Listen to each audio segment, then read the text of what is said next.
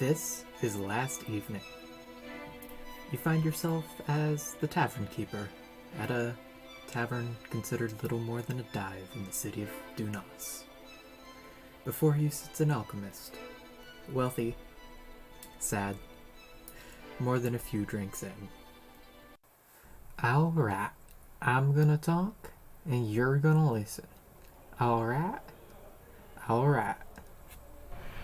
I was invited to a house last evening, and not something particularly out of the ordinary, as Dunas' very own self-proclaimed greatest alchemist, which you well know I am, I get invited to the house of the rich Pelinal burghers, the mages, and even to the palace of the Kelna a couple times. No, he wasn't as bad as they say, well, just barely. They all seek the secret to my seeming youth. They have aged decades, seeing me simply remain as I am. I don't have the heart to tell them. To tell them what? Oh, I guess it would make sense that you don't know. Well, how the fuck would you? You're not blessed with the ability to read my mind, are you? No? Good. Anyways, where was I? Oh, right. This stays between you and I. But then, if it didn't, it wouldn't really matter much. I don't plan on remaining here all that much longer. How old am I? Well, what a rude question. Oh, right. I was about to tell you, wasn't I? Let's see. I've been meandering across Agracos for the lion's share of a millennia. And before you ask, yes, I was around for Praldak's rise, Philippa's conquests, and all that shit. But no, I don't remember all that much. You see, therein lies my issue. The great horror of my existence. Although I might be blessed with eternal youth, I am cursed to have a mind no more special, no more resilient, no more able to hold memories of past time than your average person, than you. Say, do you remember what you were doing 20 years ago today? You don't? Exactly. I know it just about as well as you do. The only issue is, when you get to be my age, you start to forget things. Why don't you pour me another drink? I think I need it. Of course I'm good for the gold. What do you take me for, a beggar off the street? That's right. Thank you. Right. I was talking about my problems, of course. But then, what else is there to talk about in a dive like this? I forget things. Not any more than your normal person, but the details are hard enough to remember after a year, let alone 10. Can you imagine how difficult it would be to after 100 years? Exactly! You couldn't. Details get lost. Even the important ones. Even the ones you swore you would never forget. Even the ones which you think are the core of your being. How do you deal with it? How do you think I deal with it? It's simple. After I lose track of too many things, after my friends have died of old age, I pick up my business and I move to another city.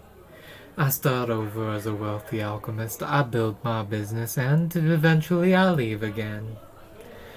I'm sure I've done it a dozen times, maybe more, all across the continent. I gave up on starting a family after the first time. Sure, it's lonely, but I don't think I'm too hard to look at, and when I'm in a better mood, people generally like me. At least I hope they do. I'm pretty sure they do, at least.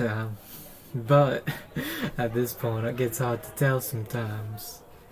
I am an alchemist. My biggest joy in life is alchemy.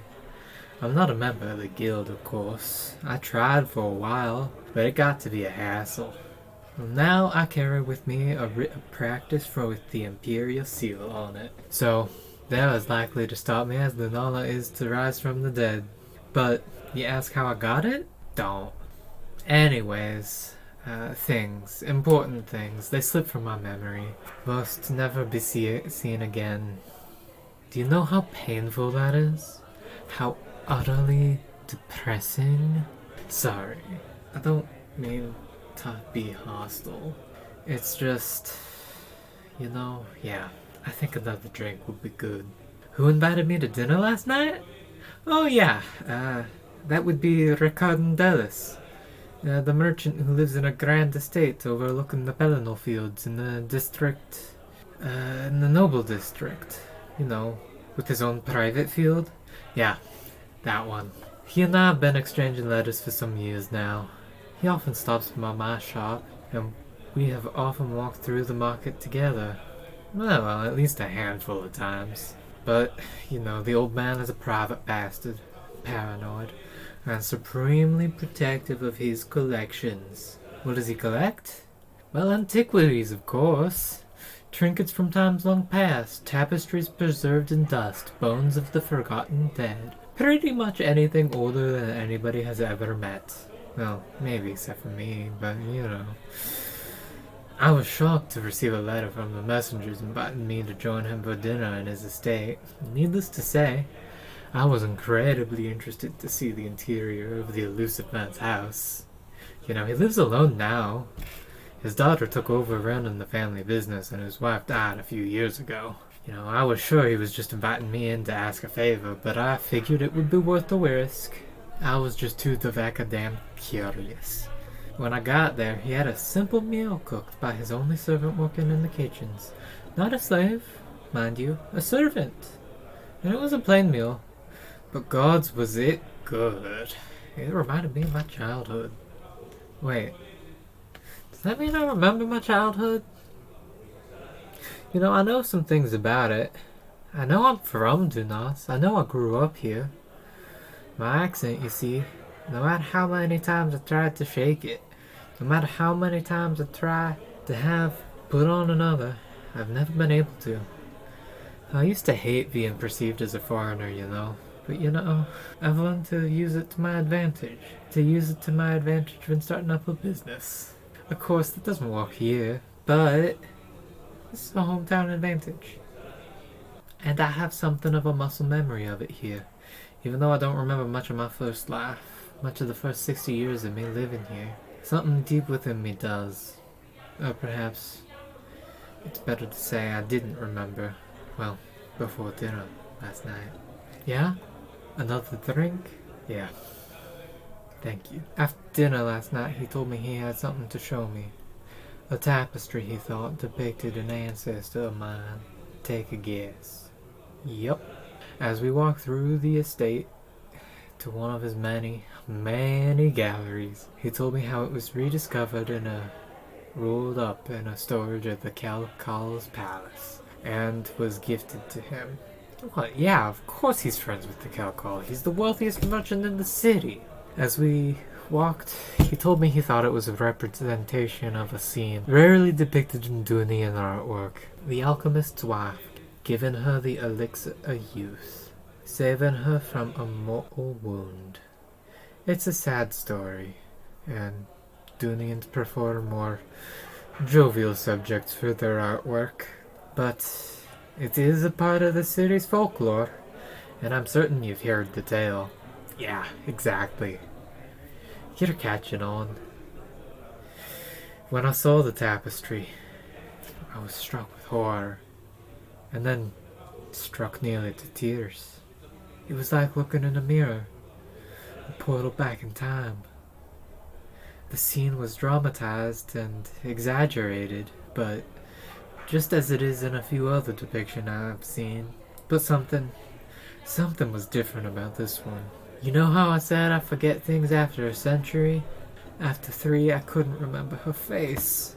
I couldn't remember what she looked like, what her form felt like, what her voice sounded like. I had resigned myself to only be able to hold on to the concept of her, to the mere idea that she once existed, that simply the nameless character, that she simply is nothing more than a nameless character in a story told to children now. After she died, I left Dunas pretty quickly. And 30 years ago was the first time I had returned, for any extended period at least. Each time before I found it too difficult, but the city's changed, the people, the ground, and yet that tapestry, her face, I knew it. I knew it wasn't her face. The memories, they flooded back to me. Memories of what she looked like, of our time together, of our nearly 4 decades. But by Lunala's blessing, I can remember her now. That tapestry, though, the story you were told as a child, they aren't how it happened. I'll tell you if you pour me another drink. No, I haven't had too many. Besides, you want to hear this, don't you? Exactly. That's good. Thank you again. Oh, my wife and I met as apprentices in the city. Apprentice alchemists, that is. Her talent far outpaced mine, but she saw something in me, something I'm not sure about even to this day. But I'm damned happy she saw it. We were married within the year after we completed our apprenticeship, and within another year, we were able to open up an apothecary shop using our alchemy and, general herbal knowledge. We were able to help the people of Dunas for decades. We loved it. I loved it. She loved that. I loved it. It was as good as life gets. But that couldn't last. Something like that could never last. You see, one year Dunas was under the heavy blanket of an outbreak of Marin's cough, the bloody breath, consumption. My wife and I were both stricken.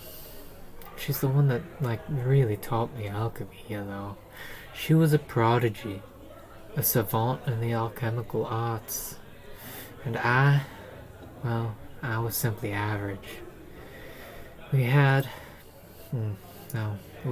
she had ambitions of creating an elixir of immortality.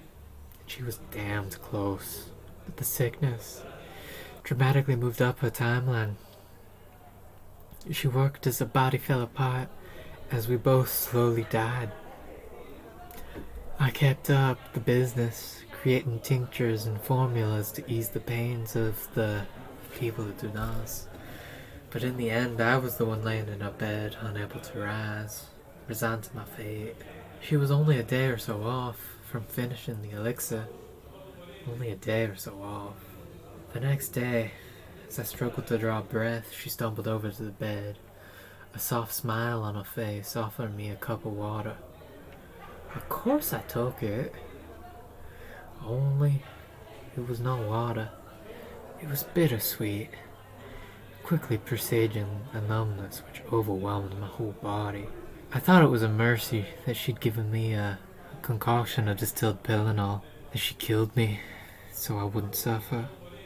I wasn't mad. In fact, it was something of a relief. But, I'm still here. I am still here.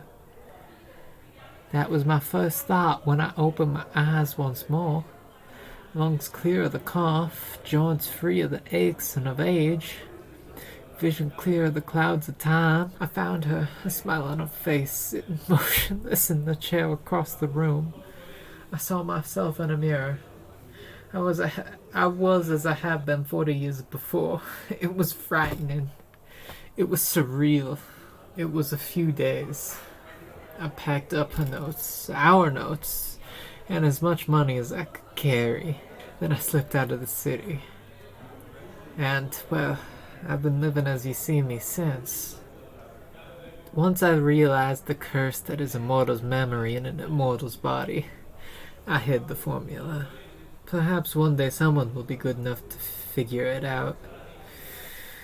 But not me. Not me. I couldn't. I've tried, but I can't. My talent comes from centuries of practice. Even all this time, I have not reached the level of my wife. I have not been able to elaborate on her notes. I've copied them hundreds of times, but I could never truly understand them. But they're just about the only thing of her I have.